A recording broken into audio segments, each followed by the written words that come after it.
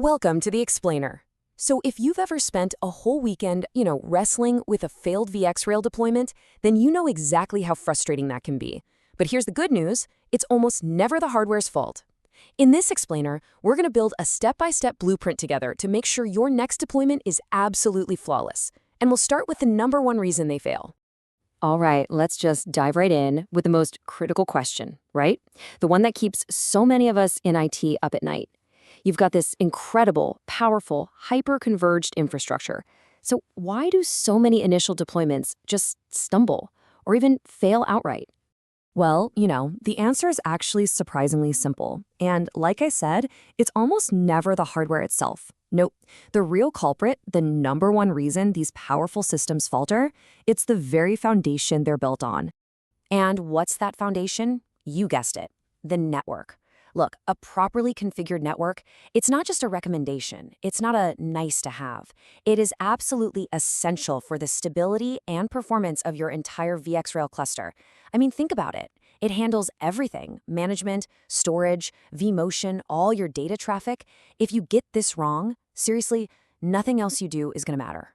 All right, so how do we get it right? Well, we're going to build our success on three main pillars, and we're starting with the most important one of all, the network blueprint. This is all about getting that initial configuration precisely right before you even think about powering on the nodes. Let's lay that rock-solid foundation.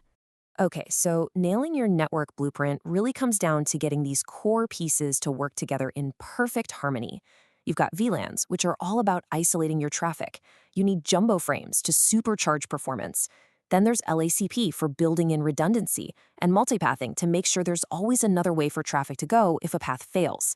They all have to work together. So let's start with VLANs. The best practice, as you can see here, is to isolate your key traffic types. Think of it like creating dedicated lanes on a highway. Your management traffic, that's kind of the brains of the whole operation, it gets its own lane. Your vSAN traffic, which is absolutely critical for storage performance, gets its own. And vMotion, for those live VM migrations, gets its own dedicated path too. So why is this so critical? Well, imagine if you didn't do this. A massive vMotion operation could completely clog the highway, starving your storage of bandwidth and bringing your apps to a crawl. It's just a fundamental step for a stable system. Okay, now let's talk about something that seems like a small change, but has a massive, massive impact. We're talking about increasing the maximum transmission unit, or MTU, from the standard 1500 all the way up to 9000. This enables what we call jumbo frames. And what that means is you're sending fewer, but much larger packets for the same amount of data. This drastically cuts down on processing overhead and just supercharges performance, especially for that heavy-duty vSAN and vMotion traffic. It is such a simple tweak for a huge payoff. All right, our blueprint is designed. Now we're moving on to our second pillar, the pre-flight check. This is so important. This is where we double-check and validate that the network you designed on paper is what you've actually built in the real world in your data center. This step is all about catching those little errors before they blow up into major catastrophes. I mean, think about it this way. Let me ask you, would you ever get on a plane if you knew the pilot just skipped the pre-flight check? No way, right? Of course not. Well, deploying your critical infrastructure is no different. This validation step, it's not optional. It is absolutely non-negotiable if you want to succeed. And the great thing is, VRail gives you the tools to make this pretty easy. It's just a two-step process. First, you run the built-in network validation tool. Seriously, this thing is your new best friend. It automatically checks IP reachability, makes sure your VLANs are tagged correctly, all that good stuff. Second, you just have to manually validate your MTU settings.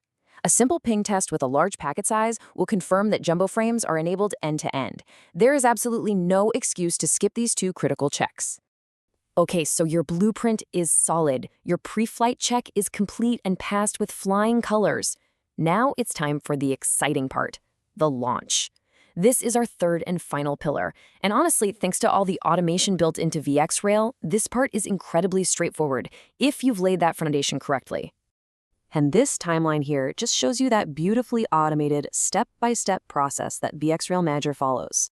It automatically discovers all the nodes, it runs its own set of network and storage checks just to be sure, it connects to your vCenter, asks you for a few details about your cluster policies, and then it just handles the entire deployment automatically. All that hard work you put into the network foundation, This is where it pays off. This part becomes smooth sailing because of your meticulous planning. All right, so your cluster is up and running. It's stable, it's performing great. You have totally nailed the fundamentals. But what if you need to squeeze out every last drop of performance, for your most demanding, high-performance applications? That's where we go from a solid deployment to an elite one. And the answer is a technology called RDMA. Now, RDMA, specifically a protocol called ROCEV2, is an absolute game changer for storage performance. What it does is it allows the VxRail nodes to access each other's memory directly. It completely bypasses the CPU for storage I/O. Think about that. The CPU doesn't even have to get involved. This frees up a massive amount of CPU resources for your applications and dramatically cuts down on latency. It's absolutely critical for those high-performance workloads. So here's the crucial point. This next-level performance, it requires a really serious network backbone.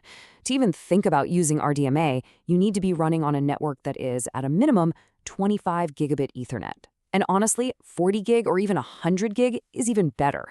This is not for your standard 10 gig network.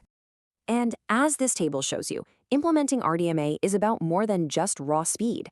Your entire network path from end to end has to be ready for it. You need specific, RDMA-capable network cards. Your switches have to support advanced features like PFC and ECN to handle the traffic correctly. And of course, our old friend jumbo frames. They absolutely have to be enabled everywhere. The whole chain has to support it. So to wrap all this up, here's a simple but really powerful checklist to help you on your next deployment. First, document everything. I mean everything. Make a diagram of your VLANs, your IPs, your port configs. Second, use that validation tool. Use it relentlessly. It will save you so much time. Third, if you're new to this, just start simple. Configure and verify one VLAN at a time. And maybe most importantly, talk to your network team. Don't try to do this in a silo. They're your allies, they're your partners in building this solid foundation. Look, by following this blueprint, by really focusing on getting the network right first, you're not just deploying hardware anymore. You're building a reliable, high-performance platform that's ready for the future of your business. So the only question left is, with a foundation this solid, what amazing things are you going to build on top of it?